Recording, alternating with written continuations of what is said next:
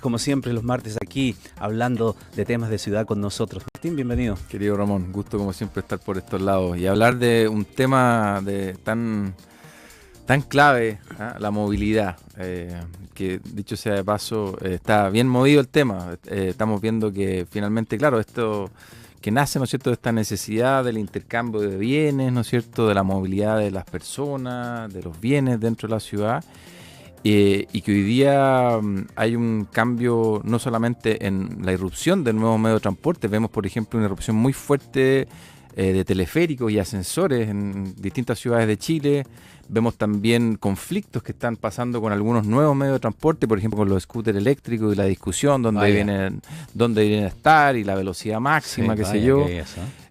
Tenemos también toda la irrupción de la electromovilidad, las bicicletas eléctricas, también en el caso de los buses, donde Santiago, hoy por hoy, una de las ciudades líderes, si sacamos fuera las ciudades de China, una de las ciudades líderes en electromovilidad en buses, así también todo el avance y toda la proyección que tenemos de las líneas del metro y los distintos proyectos que se están impulsando a nivel nacional. Y yo diría, Ramón, también un cierto cambio de mirada. Yo creo que en la pandemia, yo diría que antes como que todo el mundo sentía yo que le echaba la culpa al Transantiago, al transporte público, de los conflictos, de las aglomeraciones, y en realidad era más bien un síntoma de una enfermedad que básicamente era el tipo de ciudad que habíamos creado.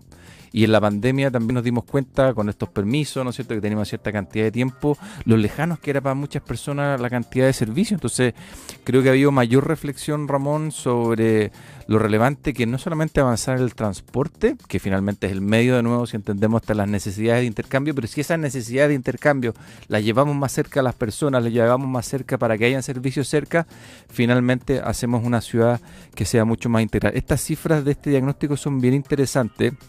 Para los que nos están escuchando, por ejemplo, cuando hablamos de que un 30% de las personas se mueven a automóvil en Chile, si lo comparamos eso con, por ejemplo, en el caso, por ejemplo, o el transporte público, por ejemplo, si vemos el transporte público, que es bien notable, un 50% de los chilenos ocupa micros y buses. En Estados Unidos, prácticamente solamente un 5% de las personas ocupa transporte público. Si lo vemos también, haciendo un doble clic sobre esto, la bicicleta está cerca del 8%. Eso, por ejemplo, comparado con Ámsterdam, Ámsterdam es casi un 60% de la población lo ocupa. Si vemos también el transporte público, Suiza, en ese sentido, han sido uno de los países más avanzados en sistemas de transporte público integrado. Más del 70% de la población ocupa transporte público, o sea, llevando al extremo. Así que estamos como en los extremos. Estados Unidos, bajísima ocupación de transporte público, Ámsterdam muchísimo, en el caso de la bicicleta prácticamente un 8%, y claro, ciudades como Ámsterdam que lleva la delantera un 60%. Y creo que aquí, como te decía, Ramón, creo que hemos ido cambiando la mirada. Aquí también se pone relevancia en esto el tema de la intermodalidad, el hecho de que al menos ocupamos dentro de la semana al menos 2 medios de transporte para movernos dentro de la semana. Es súper importante. La mayoría camina la micro, o eventualmente hoy día se mueve en bicicleta, luego toma un metro en las estaciones de transbordo.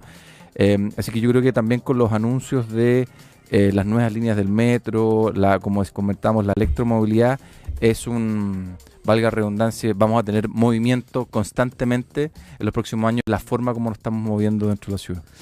Escuchándote, pensaba que lo importante que es cuando se hace un cambio, hacerlo bien, hacerlo gradual, hacerlo piloteado, hacerlo en el tiempo para que funcione bien y no genere una mala fama por todas las externalidades positivas que tiene, pero las negativas que vienen por parte de el hecho de la implementación que sea mala. Me refiero al Transantiago, por ejemplo. Cuando tú hablas aquí, por ejemplo, de la intermodalidad, de hoy día permitir que tú puedas desplazarte un tramo en metro, luego con la misma tarifa subirte a el bus de la locomoción colectiva y llegar a tu destino, es una cuestión que a lo mejor no lo valoramos tanto, que es de las cosas buenas del uso de la tarjeta, del sistema de pago integrado, todo aquello que es muy bueno, pero que como partió mal esto, ya seguimos con esa carga. Hubo que cambiarle hasta el nombre. Así es.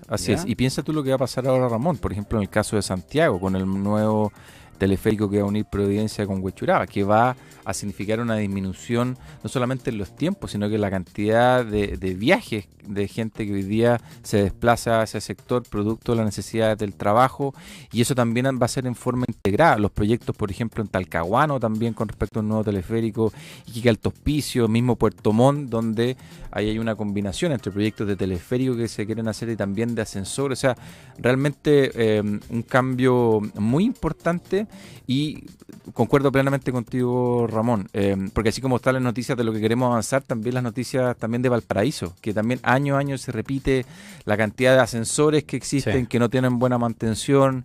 Muchos de estos sistemas de transporte van a ser concesionados, y por lo tanto es de esperar que con todo el conocimiento que ya se tiene y el conocimiento no solamente desde el punto de vista de la definición de tarifa, los estándares de construcción, sino que también en la administración tengamos ojalá buenos ejemplos de este cambio de paradigma hacia una movilidad que sea más sostenible.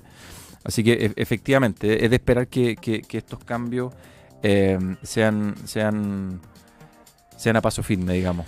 Siempre hemos hablado varias veces cuando estamos relacionados con temas de movilidad de esta normativa, medición o métrica que hay respecto de la cantidad de minutos que tú puedas... Sí, la ciudad de los 15 minutos. Exacto, ¿no es sí, verdad? Sí. Y también de la cercanía que puedas tener de una estación de metro. Así es. La ampliación del metro apunta evidentemente a eso. Totalmente.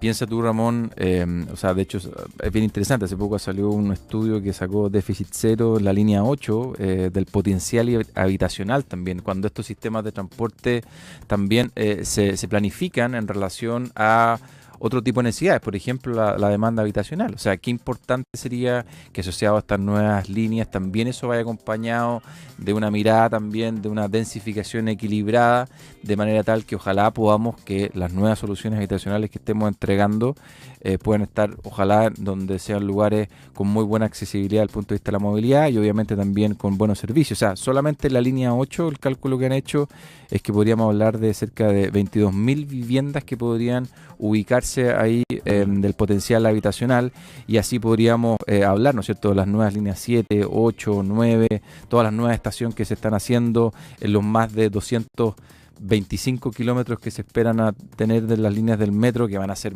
casi 200 estaciones. O sea, vamos a estar número uno, digamos, en las grandes urbes del mundo con este sistema.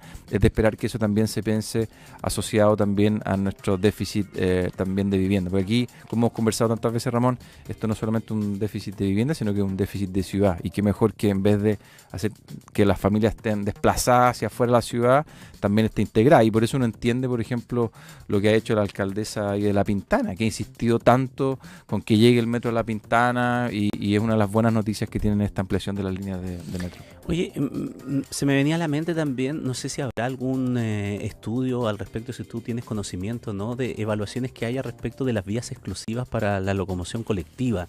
Temazo. Que se han ido, claro, aumentando en el último tiempo, y si eso ha tenido verdaderamente un impacto en los niveles de menor tiempo de traslado porque puedes tener buses eléctricos, puedes tener con aire acondicionado, con wifi, pero si avanza 2 por hora... Esa ha sido una de las claves, Ramón, yo creo que de por qué no ha tenido tanto éxito los sistemas de buses. Digamos, yo creo que también hemos cambiado entre todos la mirada. De hecho, uno ve que muchas de las actuales autoridades que están dirigiendo y planificando los sistemas de movilidad a nivel nacional tienen una mirada muy positiva con respecto a los sistemas de buses por su flexibilidad, ¿no es cierto?, por el bajo costo. Piensa el costo que tiene el metro, y claro, una de las cosas que siento yo, que no he visto estudios, Ramón, pero que ha hecho que esa eficiencia se haya visto disminuida, es justamente que finalmente la gente no respeta eso. Si bien uno ve que hay hartos fotopartes, hay algunas vías segregadas, algunas troncales que se han ejecutado en algunos lugares, siguen siendo en algunos puntos bastante conflictivos. Entonces es difícil para uno poder programarse y hacer un viaje con la tranquilidad que uno va a llegar. Distinto de lo que uno tiene en el metro, es que, bueno, salvo que cuando hay una falla o algún hecho, digamos, específico, uno tiene una cierta tranquilidad. Así que yo creo que es un tema. Bueno, ¿para qué decir también el financiamiento de la movilidad? Que también, por eso digo que este tema está tan movido.